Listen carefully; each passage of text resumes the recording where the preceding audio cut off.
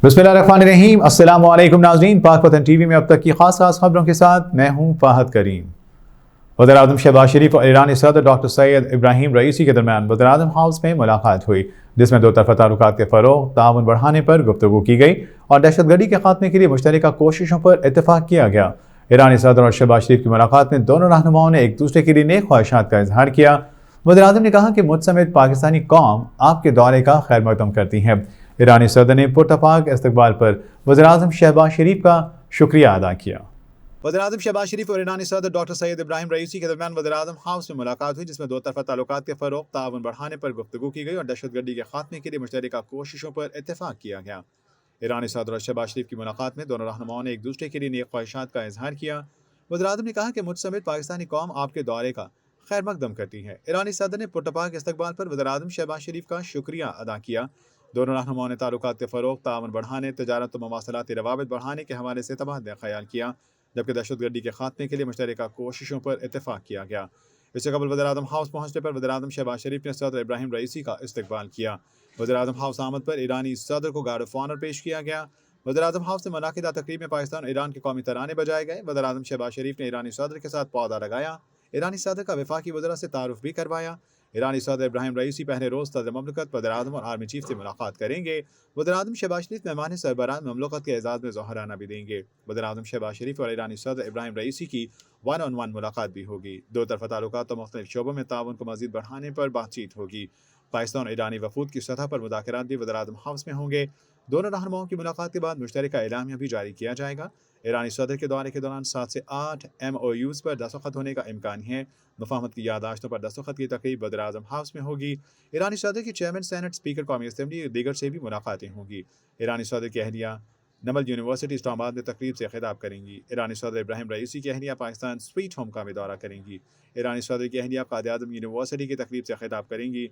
ईरानी सदर उनकी अहलिया की मीडिया के नुमाइंदों से भी मुलाकात होगी। आलमी मालियाती फंड IMF ने पाकिस्तान की जानिब से नए बेल आउट पैकेज के हसूल में इजहार दिलचस्पी की तस्दीक और पाकिस्तान से ताउन पर रजामंदी जाहिर कर दी। IMF के मशरिक़ वस्ती और वस्ती एशिया डिपार्टमेंट के डायरेक्टर जिहाद एज़रो ने अपने बयान में कहा कि हालिया कर्ज प्रोग्राम ने पाकिस्तान को मुआशी इस्तेहकाम का मौका दिया। पाकिस्तानी मईशत का आखिरी जायजा कामयाब रहा। ज़र मुबादला के ज़खायर में बेहतरी और तरक्की के इम्कानात भी बेहतर हुए हैं। मालियाती फंड IMF ने पाकिस्तान की जानिब से नए बेल आउट पैकेज के हसूल में इजहार दिलचस्पी की तस्दीक और पाकिस्तान से ताउन पर रजामंदी जाहिर कर दी। IMF के मशरिक़ वस्ती और वस्ती एशिया डिपार्टमेंट के डायरेक्टर जिहाद एज़रो ने अपने बयान में कहा कि हालिया कर्ज प्रोग्राम ने पाकिस्तान को मुआशी इस्तेहकाम का मौका दिया।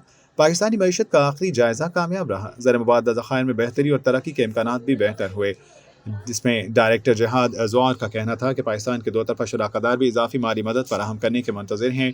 आखिरी जायजा बोर्ड के सामने मंजूरी के लिए पेश किया जाएगा। डायरेक्टर IMF के मुताबिक तवानाई के शोबे में इस्लाहात एक अहम ज़रूरत और तरजीह है। निजी शोबे और बरामदात की तरफ ज़्यादा तवज्जो देना होगी। डायरेक्टर IMF का मज़ीद कहना था कि पाकिस्तान की जानिब से नए प्रोग्राम का मकसद चंद अहम मुआशी चैलेंजों से निपटने में मदद देना है। इस प्रोग्राम से पाकिस्तान को मुआशी इस्तेहकाम को बरकरार रखने में मदद मिलेगी। आलमी मालियाती फंड IMF ने पाकिस्तान की जानिब से नए बेल आउट पैकेज के हसूल में इजहार दिलचस्पी की तस्दीक और पाकिस्तान से ताउन पर रजामंदी जाहिर कर दी। IMF के मशरिक़ वस्ती और वस्ती एशिया डिपार्टमेंट के डायरेक्टर जिहाद एज़रो ने अपने बयान में कहा कि हालिया कर्ज प्रोग्राम ने पाकिस्तान को मुआशी इस्तेहकाम का मौका दिया। पाकिस्तानी मईशत का आखिरी जायजा कामयाब रहा। ज़र मुबादला ज़खायर में बेहतरी और तरक्की के इम्कानात भी बेहतर हुए, जिसमें डायरेक्टर जिहाद एज़रो का कहना था कि पाकिस्तान के दो तरफ़ा शराकतदार भी इजाफी माली मदद फराहम करने के मुंतज़िर हैं। आखिरी जायजा बोर्ड के सामने मंजूरी के लिए पेश किया जाएगा। डायरेक्टर IMF के मुताबिक तवानाई के शोबे में इस्लाहात एक अहम ज़रूरत और तरजीह है। निजी शोबे और बरामदात की तरफ ज़्यादा तवज्जो देना होगी। डायरेक्टर IMF का मज़ीद कहना था कि पाकिस्तान की जानिब से नए प्रोग्राम का मकसद चंद अहम मुआशी चैलेंजों से निपटने में मदद देना है। इस प्रोग्राम से पाकिस्तान को मुआशी इस्तेहकाम को बरकरार रखने में मदद मिलेगी। पाकिस्तान तहरीक इंसाफ के रहनुमा उमर अयूब ने कहा है कि नए वोट तो शहबाज शरीफ को नहीं मिले थे, जितने उनकी जगह ज़िमनी इलेक्शन लड़ने वाले को मिल गए। अपने बयान में उमर अयूब का कहना था कि ज़िमनी इलेक्शन नहीं बल्कि एक ढोंग रचाया गया। इलेक्शन के रोज इंटरनेट सर्विसेज बंद कर दी गई। उन्होंने कहा कि इतने वोट तो शहबाज शरीफ को नहीं मिले थे कि जितने उनकी जगह ज़िमनी इलेक्शन लड़ने वाले को मिल गए। हमने कन्फ्रंट किया आपके इन लोगों को, पुलिस के, उन्होंने कहा कि हम लोग इनको छोड़ने की कोशिश करेंगे, पर हमें नहीं मालूम ये कौन है। पुलिस की वर्दियों में उनको खुद ये इन पुलिस लोगों के नाम मैं लेता हूँ, उन्होंने कहा ये एजेंसीज मुख्तलिफ फिर रही हैं और उन एजेंसीज के लोगों ने पंजाब पुलिस का यूनिफॉर्म पहना हुआ था। ख़वातीन हज़रात, درندگی لاقانونیت کی حد اور انتہا دیکھیں. اور میں آپ کو نام بتاتا ہوں, ڈی پی او گجرات اسد مظفر, یہ اس ساری چیز کو آرکسٹریٹ اور اس کو پلان کر رہا تھا, اس درندگی کو. آپ کا ریٹرننگ آفیسر تابش محمود بٹ بحیثیت اپوزیشن لیڈر اور secretary general Pakistan Tehreek Insaf. Opposition leader آپ کو معلوم ہے خواتین و حضرات کہ قومی اسمبلی میں وزیر اعظم کے بعد نیشنل اسمبلی میں second senior most position opposition leader کی ہوتی ہے, اور اس کا سٹیٹس بھی فیڈرل منسٹر کا ہوتا ہے. اور پولیس نے ہمارا رستہ, میرے چیئرمین بیرسٹر گور صاحب کا اور میرا رستہ انہوں نے روکا. پنجاب اسمبلی کے ہمارے احمد صاحب کا, احمد بچر صاحب جو کہ پنجاب میں لیڈر آف دی اپوزیشن ہے, ان کا راستہ ان پولیس کے لوگوں نے روکا. ہم لوگ 3 گھنٹے وہاں پہ موجود رہے, پرامن طریقے سے رہے, اور انہوں نے کہا جی ہمیں آرڈرز ہیں کہ ہم آپ کو آگے نہیں لے کے جائیں گے اور اریسٹ کر سکیں گے. یہ ان کے آرڈرز تھے. آپ یہ اندازہ لگا لیں جس وقت پولیس کا ایک ایس ایچ او اور ڈی ایس پی اور ایس پی انویسٹیگیشنز وہ کھلم کھلا کہیں کہ جی ہم لوگ مجبور ہیں, پر ہم لوگوں کے پاس یہ آرڈرز ہیں, تو اس ملک میں لاقانونیت ہوتی ہے, وہاں پہ جنگل کا راج ہوتا ہے.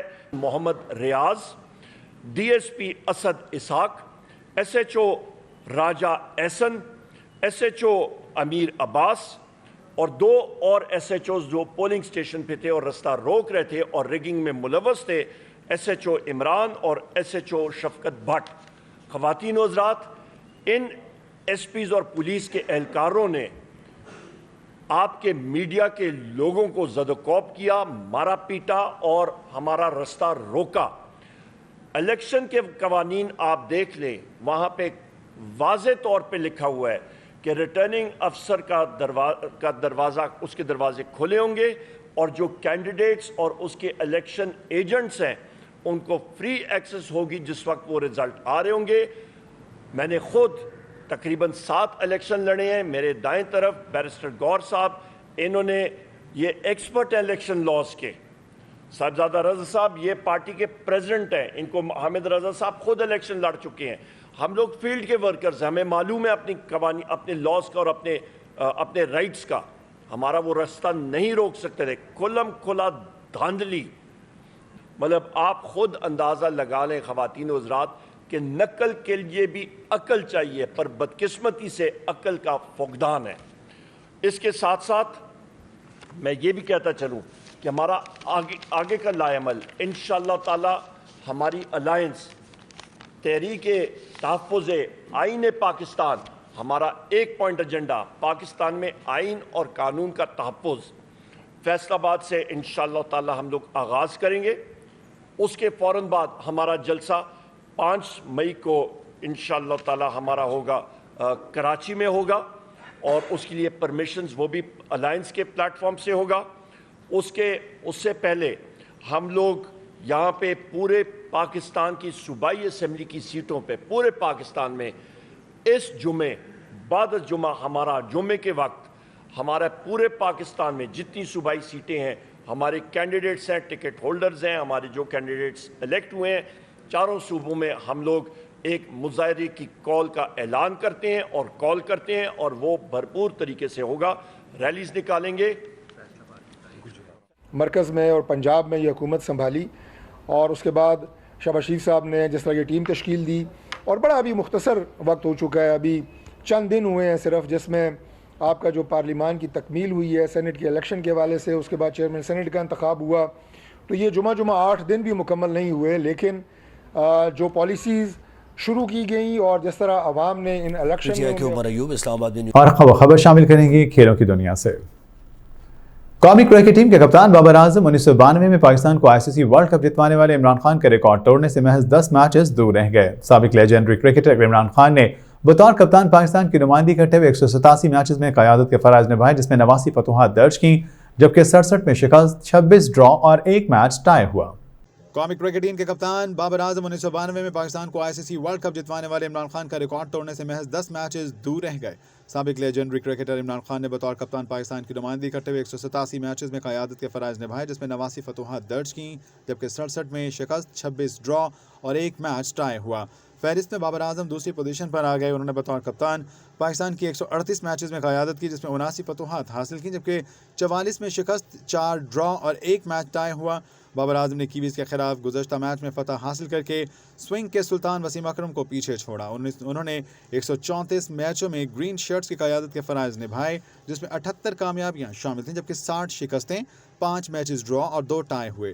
واضح ہے کہ سابق کپتان مصباح الحق اور انضمام الحق بھی فہرست میں شامل ہیں، جنہوں نے بالترتیب 77 اور 63 میچز پاکستان کو جتوائے تھے۔